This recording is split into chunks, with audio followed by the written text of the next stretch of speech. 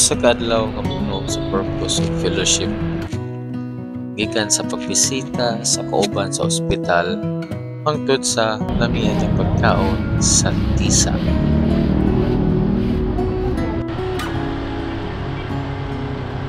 Bani ko karon sa usa ka simple pero meaningful nga ride. Good day mga kauban, karong adlaw uban ko ni Pastor JB. Sugod mi gikan sa Bulacau Church.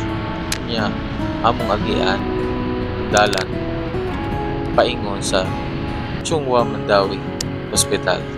Ang tumong pagbisita sa among kauban sa church nga si Enyen nagkaron nagpaayo. Bisan dili ni long ride, mga moment nga mag-uban sa usa ka purpose lahi gyud ay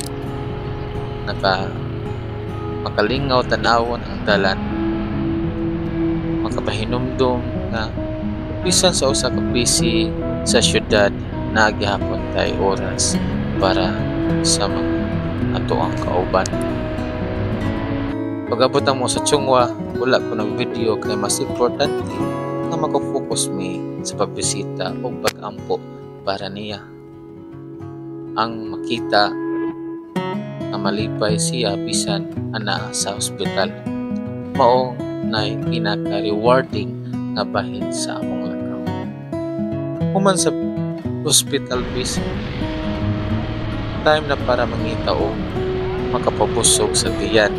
Mao nga gikan Mandawi diretso mi sa barangay Tisa kung asa naa sa pinakapaborito ng street food sa Cebu.